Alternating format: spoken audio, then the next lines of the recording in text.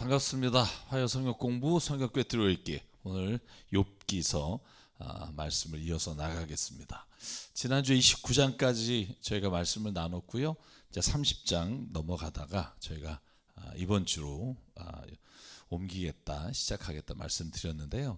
자, 29장부터 여러분 31장까지가 욥이 오늘 욥기서에서 마지막 최후의 변론입니다.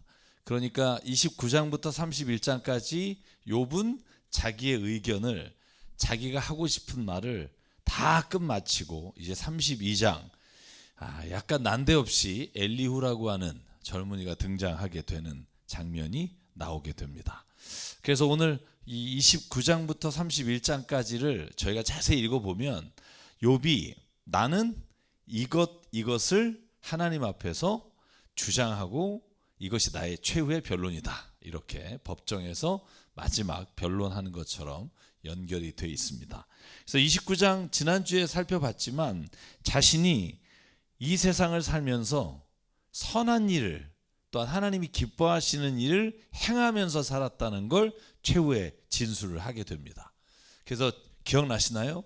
내가 하나님께서 보호해 주시던 그 시달로 돌아갈 수만 있다면 너무 좋겠는데, 자기가 행한 일을 돌이켜 보니까 비참하게 죽어가는 사람들에게 자선을 베풀었고, 또 과부들에게도 내가 즐겁게 그들에게 마땅한 일을 해줬고, 앞을 보지 못하는 사람에게도 내가 도움을 주었고, 그리고 18절 넘어가면 하나님 앞에서 내가 늘 하나님이 좋아하시고 기뻐하시는 말씀을 하고 살았다.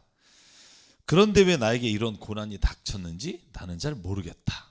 이게 이제 욥이 말하는 거예요. 난 잘 모르겠다. 내가 악한 일을 했다고, 내가 정말로 죄를 져서 이런 일이 왔다고 말하는 친구들이 있지만 나는 내 자신을 돌아보니까 하나님 앞에 그렇게 산 것이 없었다, 이렇게 말을 합니다. 자, 그리고 30장으로 넘어가면 그런데도 불구하고 나를 조롱하는 사람들이 참 나타난 정도가 아니라 정말 자격도 없는 사람들, 그리고 정말 세상에서 손가락질 받아야 될 사람들이 오히려 나를 조롱하고 욕하는 이 지금의 이 상황에 대해서 나는 하나님 앞에 묻고 싶다, 이런 겁니다. 나보다 나이가 어린 사람, 그리고 참 쓸모가 없는 자들도 나를 조롱한다. 이게 30장 1절에 그렇게 시작하고 있고요. 자, 그리고 오늘 30장 9절부터 보면 그런 자들이 이제는 돌아와서, 어떤 자들이에요? 악을 행하고 오히려 세상에서 정말로 하나님 보시기에 좋은 모습으로 살지 않던 자가 나를 바라보면서 비웃고, 그들이 내 뒷말을 하고, 나를 마주치면 서슴지 않고 침을 뱉고. 자, 이렇게 된 이유를 욥은 마지막 진술을 통해서 이렇게 말해요. 하나님이 내 활 시위를 풀어버리시고 나를 이렇게 무기력하게 하니까 그들이 고삐 뿔린 말처럼 내 앞에서 날뛰게 된 겁니다. 그러니까 이게 어디로 가요? 하나님께로 가요. 하나님이 나를 왜 이렇게 고난 가운데 두셔서 저런 사람들까지 나를 비웃고 침을 뱉는 상황을 만들어 주셨습니까? 이것이 오늘 욥이 하나님 앞에 답답한 심정으로 하나님께 원망하는 장면입니다. 자, 이제는 그들이 나를 파멸하려고 해도 아무도 그를 막을 사람이 없습니다. 그리고 30장 19절에 가면 하나님 앞에 이렇게 말합니다. 하나님, 이제 나는 진흙 속에 주님이 던졌기 때문에 쓰레기보다도 못합니다. 자, 이거 쓰레기만도 못한, 그죠? 벌레만도 못한 이런 고백이에요. 나는 이제는 아무것도 할 수 없습니다. 주님은 근데도 내가 이렇게까지도 하소연하는데 전혀 응답하지 않으십니다. 전혀 나에게 어떠한 대답이나 어떠한 응답을 안 하실 뿐만 아니라 20절 들은 채도 안 하십니다. 주님께서 너무 잔인하십니다. 이 말이 얼마나 힘들면 이런 말 하겠어요. 정말 주님 너무 잔인하신 거 아닙니까? 이렇게 상황을 만드시고 이렇게 대답을 안 하십니까?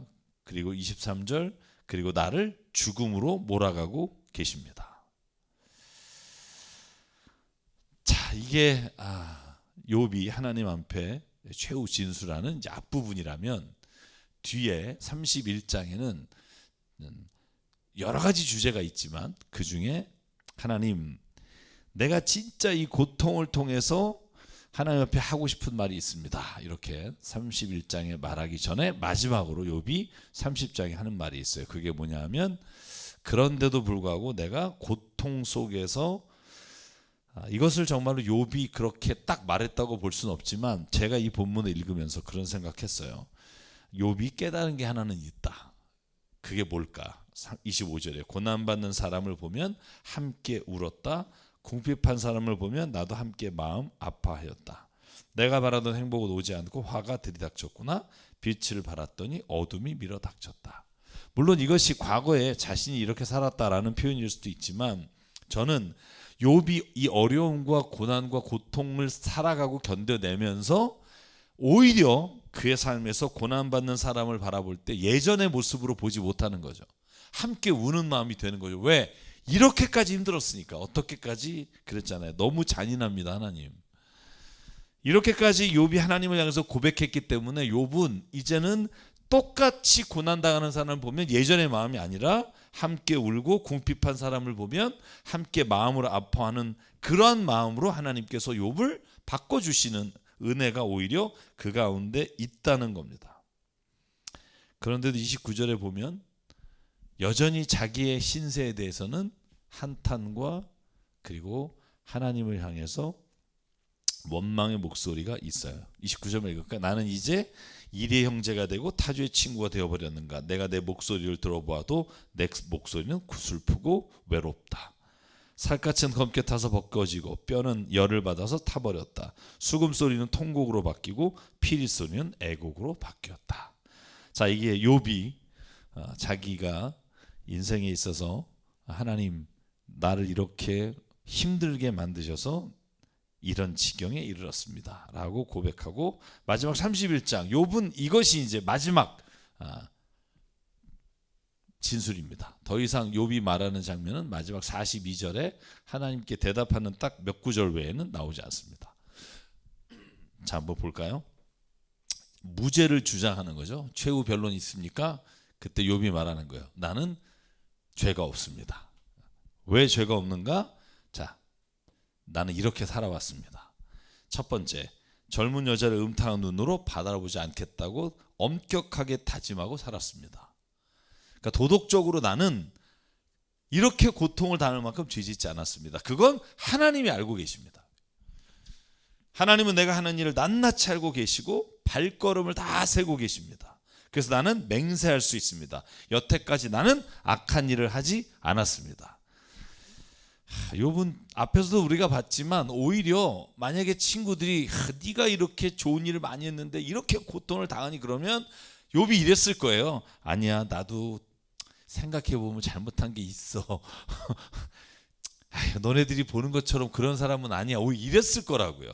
그런데 오히려 친구들이 너 죄진 게 있어. 야, 하나님 앞에서 네가 완전하다고 이렇게 비난하니까 오히려 저는 욥이 반대적으로 말하는 거라고 생각해요. 난 하나님이 나를 아시는데 나는 진짜 악한 일을 하지 않았어. 6절, 하나님이 내 정직함을 공평함의 저울로 달아보면 흠이 없는 걸 아시게 될 거야. 내가 그릇된 길로 갔거나 스스로 악에 이끌려 따라갔거나 내 손에 죄를 지은 흔적이라도 있다면 하나님이 내가 심은 것을 거두어서 다른 사람에게 줘도 나는 아무런 할 말이 없어. 자, 이제 이렇게 자신의 무죄를 주장하는데, 이게 제가 지금 패러그래프를 5개로 나눴는데 다 이런 자신의 무죄를 주장하는 거예요. 자, 그러면 9절을 볼까요? 나는 남의 아내를 탐내서 그 집 문 근처에 숨어 있으면서 여인을 범할 기회를 노렸다면 내 아내가 다른 남자의 노예가 될 거야. 그리고 다른 남자의 품에 안긴다 해도 나는 할 말이 없을 거야. 그런데 나는 그런 적이 없어. 그런 거죠. 그러니까 도덕적으로, 그 다음에 윤리적으로 나는 하나님 앞에서 남의 아내를 탐한 적이 없어. 그러니까 남의 아내를 범한 자는 사형 선고를 받는 건 마땅해. 그러니까 나는 이렇게까지 어려움을 당할 이유가 없어. 자, 얼마나 지금 욥이 자신이 당하고 있는 친구들이 공격하는 게 자신을 짓눌렀으면 이런 말을 하겠습니까? 자, 그 다음에 볼까요? 16절 가난한 사람들이 도와달라고 할 때 나는 거절한 일이 없어. 앞길이 막막한 과부를 못 본 채 한 적도 없어. 나는 배부르면서 고아를 굶긴 적도 없어. 일찍부터 나는 고아를 내 아이처럼 길렀고 철이 나면 줄곧 과부를 돌봤어. 너무나도 가난해서 옷도 걸치지 못하고 죽어가는 사람이나 덮고 잘 것이 없는 가난한 사람을 볼 때마다 나는 기른 양털을 깎아서 옷을 만들어서 입혔어. 그래서 그들이 나를 진심으로 축복했어. 내가 재판에서 이길 것이라고 생각하고 고아를 속인 게 있다면 내 팔이 부러져도 난 할 말이 없어. 이거 뭐라고 말해야 될지 모르겠지만 욥도 이제 끝판왕이죠. 이렇게 정말 욥이 당당하게 마지막 변론을 하는 모습을 듣고 나서 이제 엘리후가 32절부터 하는 말을 보면 엘리후가 그렇게 말하는 이유를 알 것 같긴 해요. 저는 이걸 들으면서 좀 불편하거든요. 좀 안 불편하세요? 난 좀 이렇게까지 얘기하는 걸 보면 좀 불편해요. 난 정말 이런 적이 없어.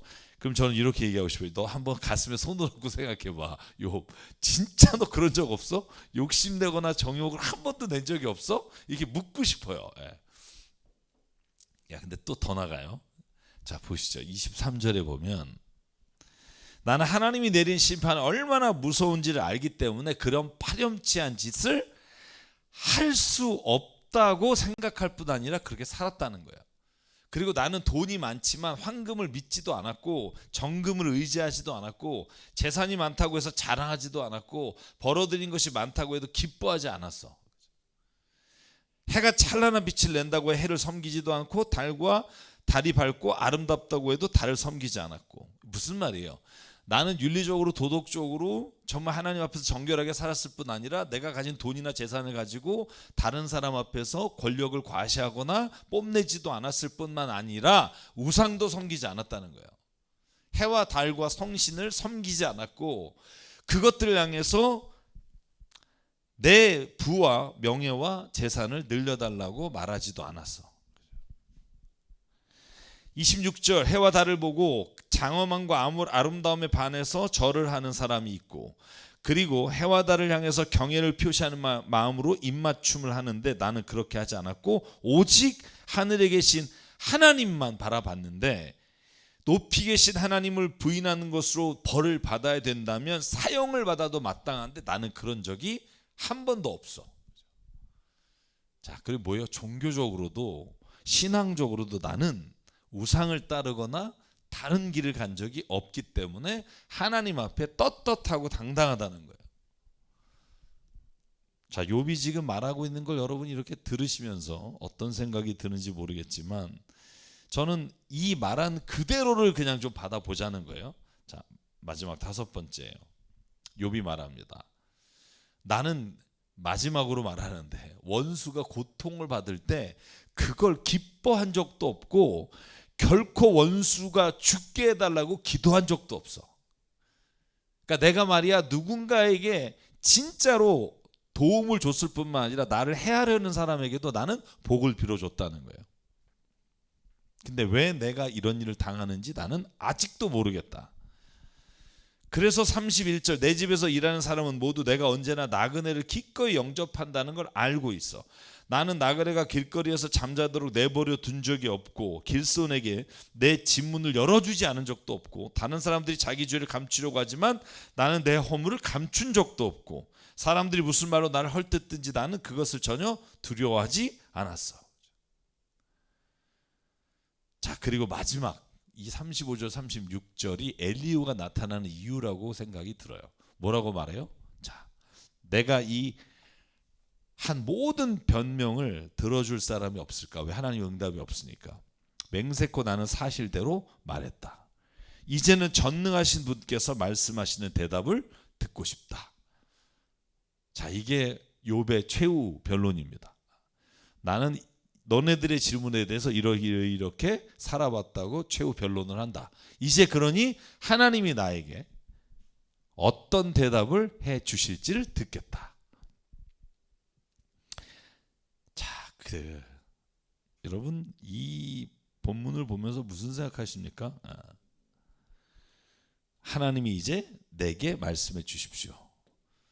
자, 그리고 하나님, 내 원수가 나를 고발한 고소장을 읽어볼 수 있다면 내가 한번 그것을 보고 하나님 앞에 내가 낱낱이 말씀드리고 떳떳하게 서겠습니다. 그러므로 하나님 내게 말씀해 주십시오. 자, 그리고 나서 엘리후가 등장해요. 엘리후가 누굴까요? 저는 아무리 찾아봐도 엘리후가 누구라고 나와 있는 걸 본 적이 없어요. 정말 앞에 한 번도 이름이 나오지 않고요. 갑자기 등장하는데 제일 어려요. 그리고 세 친구까지도 책망하고 꾸짖고 욥을 향해서 장장 2, 3, 4, 32, 33, 34, 35, 36, 37 6절에 걸쳐서 욥에게 이 최후 변론에 대해서 자신의 뜻을 그리고 하나님은 이러이러한 분이라는 것을 피력하는 게 엘리후의 말입니다. 자, 엘리후란 뜻은 그는 나의 하나님이다 라는 뜻입니다. 엘리후. 자, 그는 나의 하나님이다. 그러니까 지금 이 얘기하는 엘리후가 누구냐에 대해서 굉장히 갑론을박이 있습니다만 저는 엘리후는 세친과 욥을 향해서 하나님이 나타나기 전에 하나님의 뜻이 어떠한지를 세친과 욥에게 알려주는 또 다른 사람이면서 동시에 저는 하나님이 엘리후를 통해서 우리 읽는 모든 사람에게 하나님이 누구신지를 좀 깨달을 수 있도록 이끌어가는 말을 하지 않나라는 생각을 해요. 그래서 한번 이걸 읽어보면 엘리후가 이렇게 말하는 이유가 뭘까? 그 욥을 향해서 엘리후가 이렇게 책망하는 이유가 뭘까 하는 걸 좀 알게 되고요. 근데 더불어서 또 엘리후는 그러면은 옳은가 이 생각을 좀 해보게 돼요. 그래서 여러분은 저와 함께 읽으면서 그 생각을 좀 했으면 좋겠어요. 엘리후가 말한 것들 중에 정당한 것과 혹은 정당하지 않은 것 혹은 오해한 게 뭐가 있나라는 걸 한번 살펴보면서 읽으면 좀 재밌게 볼 수 있을 것 같고요. 자, 엘리후가 등장합니다.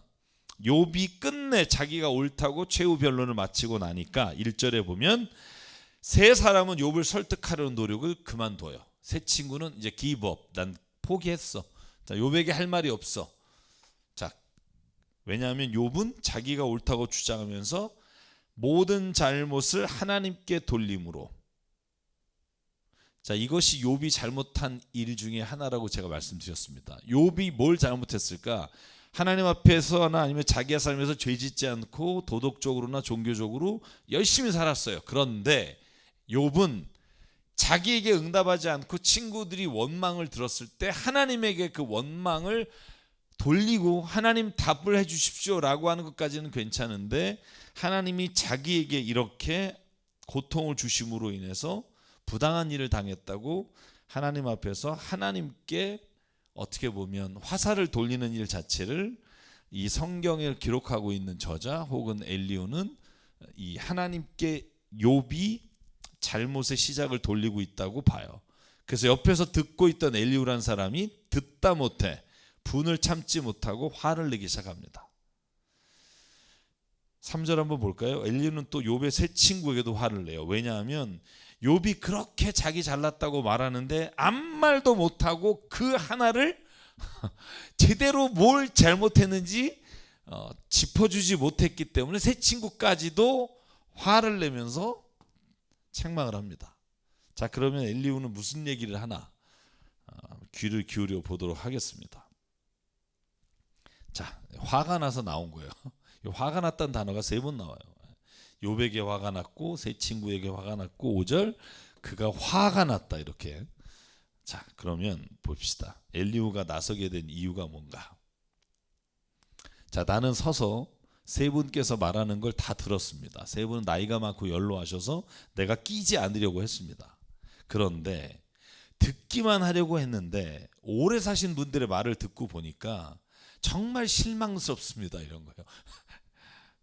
여러분 이거 읽으면서 그런 생각 많이 들 거예요. 아니, 건방지게 젊은 놈이 연로하신 세 분의 이야기를 듣다 보니까 참 답답해서 내가 안 나올 수가 없습니다. 막 이런 거예요.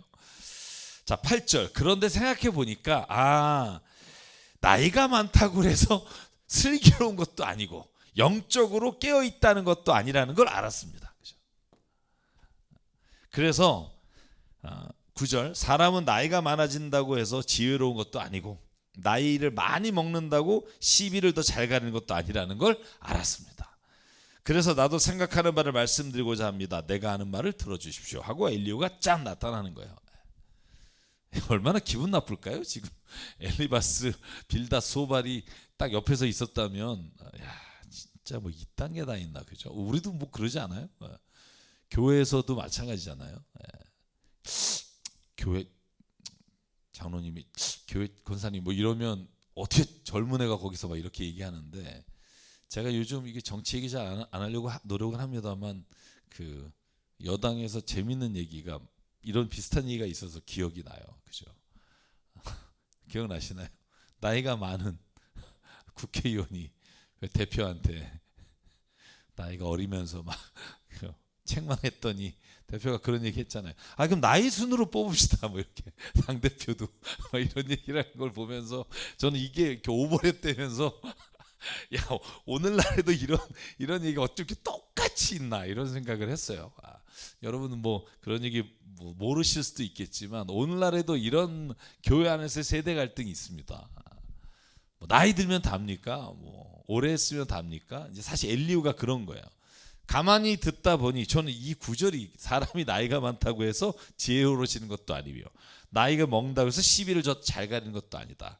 저 이 말이 그죠? 좀 우리가 되새겨 봐야 될 말이라고 생각해요. 저도 나이가 들면서 그래, 내가 나이가 든다는 게 한 일이 많다는 얘기일 수 있어도 더 지혜롭다는 말은 아닐 수 있다. 내가 진짜 경험은 많을지 모르지만 내가 그렇다고 해서 옳은 것을 잘 가릴 수 있는 사람은 아닐 수 있다. 그래서 그걸 이겨내는 방법은 우리가 함께 그 이야기를 좀 나누는 거다라고 생각하는데요. 자, 그리고 나서 엘리후가 11절부터 이제 세 친구의 실수를 지적합니다.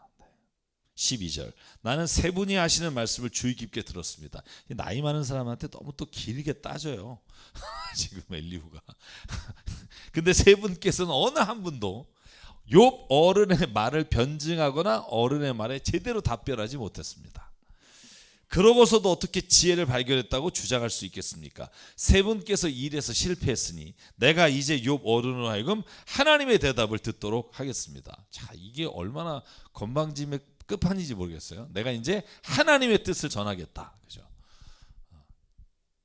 그래서 이 엘리후가 천사는 아닌데 누굴까? 막 이렇게 혼자서 고민하고 많이 찾아봤는데 뭐 답이 없어요.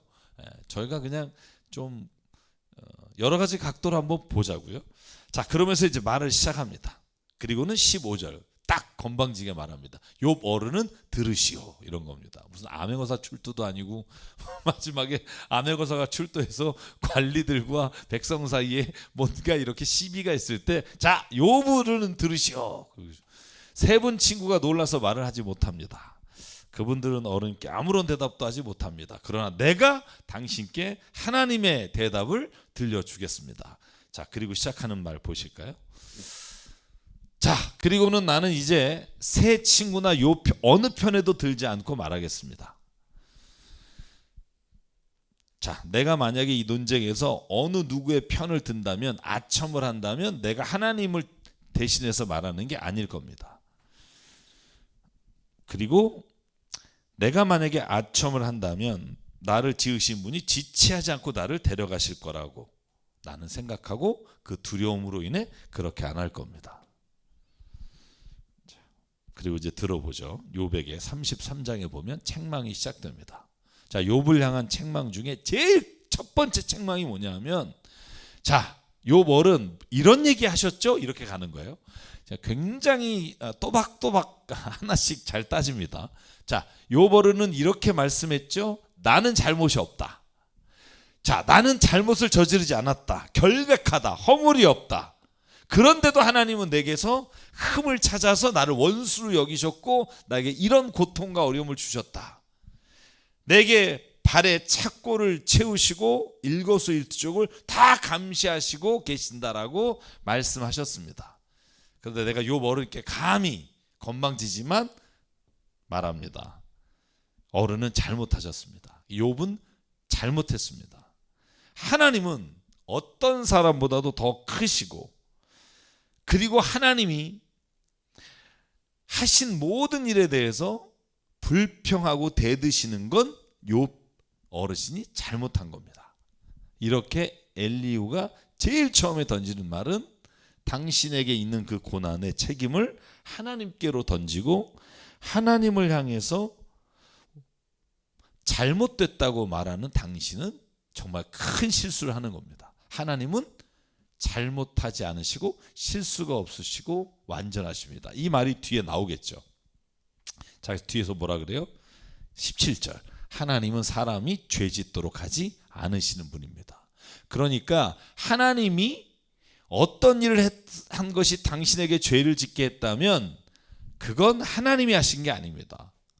하나님은 사람들이 교만하지 않게 하시려고, 파멸에 빠지지 않게 하시려고 모든 사람을 사망 가운데서 건져주시는 분입니다.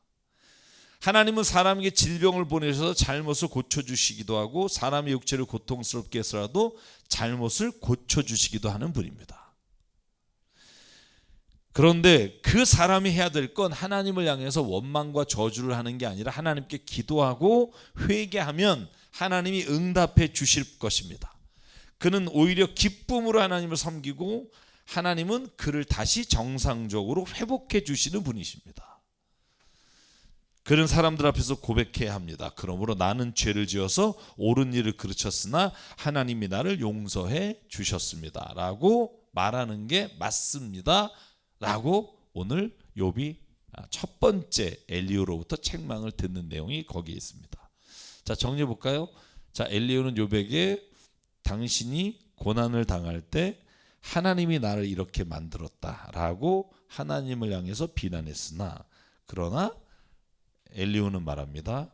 하나님은 사람들을 죄 짓지 않게 하는 분이고, 그래서 당신은 오히려 고통을 당할 때 하나님 앞에 회개했어야 합니다. 하나님 앞에 회개하고 하나님께 기도했다면 하나님은 당신을 기도를 들으시고 응답했을 겁니다.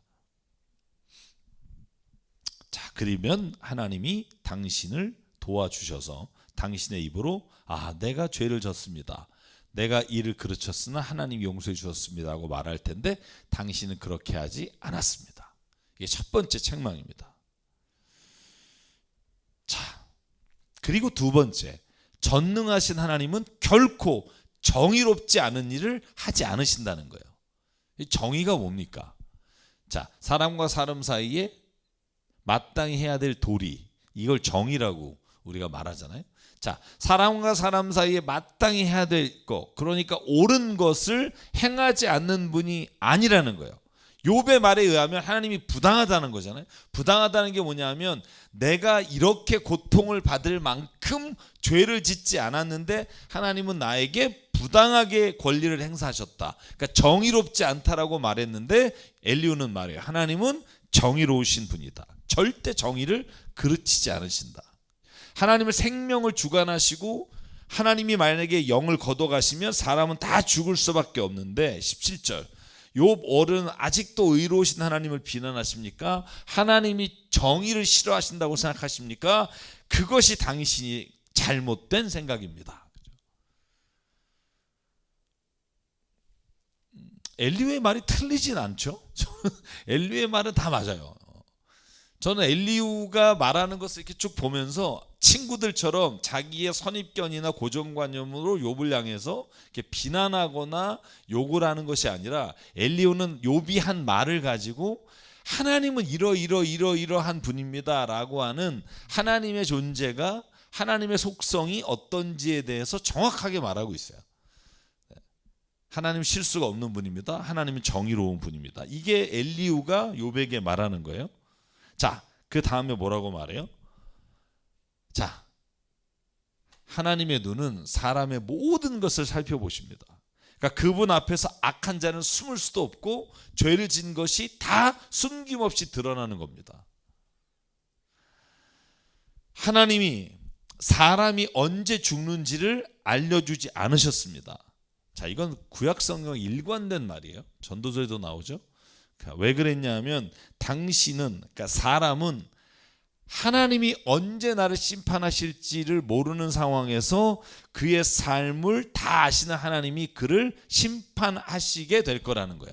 언제 하나님이 내가 죽고 심판받을 걸 알면 그가 그때를 기점으로 해서 준비하기 때문에 하나님은 모든 것을 아시고 그에게 특별한 시간을 정해주지 않으시고 하나님은 그의 모든 것을 심판하십니다. 그러므로 26절 하나님은 사람들이 보는 곳에서 악인들을 처벌하시게 될 겁니다. 이게 엘리후가 생각하는 하나님이에요. 자, 34절 좀만 더 볼까요? 자, 29절 욥에게 세 번째, 당신이 잘못한 게 뭔지 아십니까? 하나님이 침묵하신다고 해서 하나님을 비난한 당신은 잘못한 겁니다. 자, 욥이 계속 말했잖아요. 하나님 왜 대답하지 않으십니까? 나 억울해 죽겠는데 하나님 왜 나를 변론해 주지 않습니까? 막 새 친구를 향해서 막 외치잖아요. 그때 여러분 이 엘리후가 그 말을 듣고 한 말이에요. 하나님이 침묵하신다, 대답 없다고 해서 하나님을 비난한 당신은 잘못한 겁니다. 하나님이 숨으신다, 말씀 안 하신다고 해서 하나님을 비난할 수 있는 사람이 세상에 어디에 있겠습니까? 오히려 31절 욥 어른은 하나님께 죄를 고백하고 다시는 죄를 짓지 않겠다고 말을 해야 하나님이 당신에게 말씀하셨을 겁니다. 자, 무슨 말인지 이해가 가시나요? 네. 오히려 하나님께 왜 침묵하십니까? 내 편을 들어주십시오라고 말하지 말고 하나님 내 죄가 무엇인지 보게 해주십시오라고 말했다면 하나님은 당신에게 용서를 주셨을 텐데 당신은 하나님을 비난하는 죄를 저질렀습니다. 33절 어른은 하나님이 하시는 것을 반대하면서도 어른께서 원하시는 것을 하나님이 해 주실 것이라고 기대하십니까? 37절 그러므로 욥 어른은 자신이 지은 죄에다가 하나님을 비난하는 반역까지 더했으므로 우리가 보는 앞에서도 하나님을 모독한 것이 당신의 잘못입니다. 저는 엘리후가 말하는 것 가운데 이렇게 별로 시비를 걸고 싶지 않아요. 네. 이런 거죠. 당신이 죄를 져서 이런 논증보다는 욥이 한 말에 대해서 하나님의 속성을 비교하면서 하나님은 그러신 분이 아닙니다 라고 지금 대답하는 게 엘리후의 대답 방식입니다. 자, 오늘 여기까지 보죠. 네, 우리 좀 시간이 오늘 좀 짧죠? 짧지만 저희가 지금 또 약간 공사 중에 있어서 저희가 언제 소음이 또 들릴지 몰라서 오늘은 이 정도까지 말씀을 정하고 다음에 35, 36, 37장이 이제 엘리후가 욥을 향해서 너의 잘못된 것 이런 겁니다. 하나씩 논증을 하는 장면들을 살펴보도록 하겠습니다.